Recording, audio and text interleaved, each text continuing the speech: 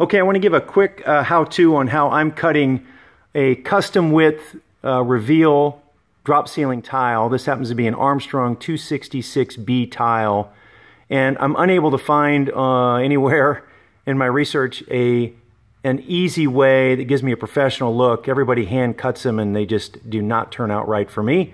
So I think I found a nice little trick to help you make a professional edge. So in doing that, the first thing we want to do is measure our grid width. And so for me, the internal width there happens to be 13 1/8 inches. Keep in mind you don't want that too tight of a measurement because the tile has to drop in there after you make the cut. So we're starting off with, of course, the 2x2 tile. I'm using a shadow line cutter from Tool Pro, which we'll need, a box cutter for any edges, rough edges that we may have when we're done, and to make measurements into the tile width. I'm also using a Porter & Cable 3.5-inch compact circular saw with a diamond blade, and that also comes with a rip fence that we'll use for our second cut, and of course a tape measure. Okay, so in our box of tiles, there's always some that have some bad corners or bad edges. Those are the ones, of course, we end up using. There's plenty of those in a ceiling job, so you'll find enough of those tiles that you can cut that extra edge off and still have a good piece of tile when you're done. So we take our original measurement, which we said the internal measurement, which would be from the internal edge to the other internal edge would be 13 1/8 inches. And so the drop edge is about a 1/2 inch. And so we're going to add a 1/2 inch to each side. And so we know we need to add 1 inch to our measurement. So if we go from the very outside of the tile, there's already a 1/2 inch factored in there. So we're going to come across and measure a 14 1/8 inches. So that just happens to be the measurement for me, of course. And we're going to do that in 3 spots going down the tile.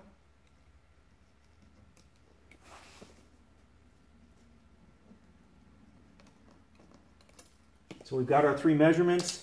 And then we're taking, this just happens to be the cardboard from the box that the tile came in. We set that on top of there, or I do, just because the circular saw, the guide plate underneath, the limiting plate, as it runs across the tile, leaves a scuff mark on it. So if you lay this piece of cardboard down when you're making the cut, it actually protects that surface so you don't create that scuff mark.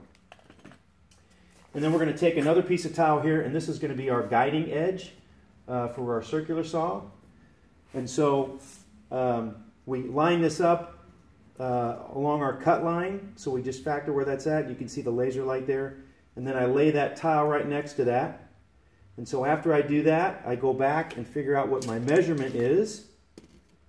And it happens to be 11 1/2 inches for me from here to this other internal edge. And so I'm going to run down here to the other end of the tile and make sure that that's 11 1/2 inches also. So basically that gives me that guideline for my circular saw.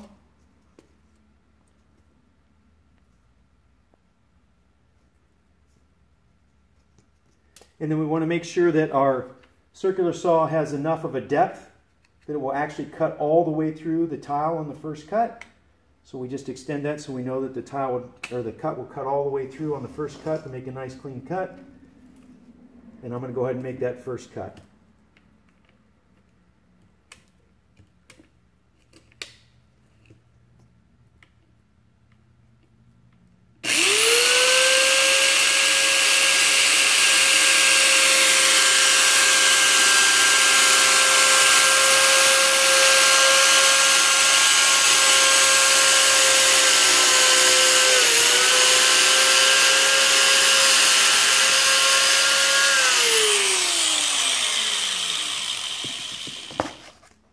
So you can see we've got a nice, clean, straight cut there on our first cut.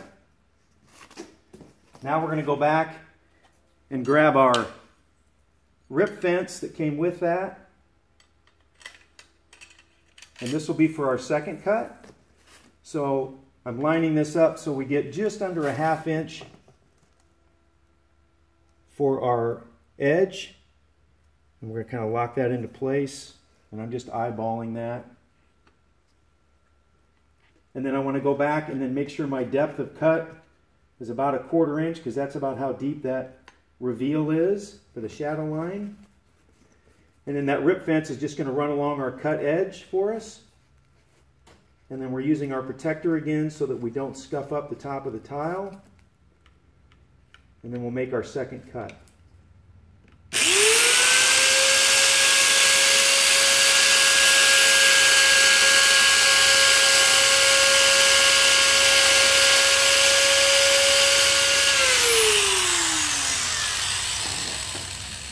So after we make our second depth cut, then we grab our Tool Pro shadow line cutter and go back in and then make that cut halfway through the tile.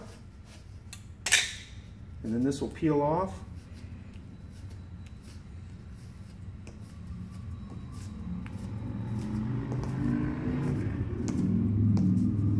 And we'll just run our finger across the edge here just to get rid of the loose ends.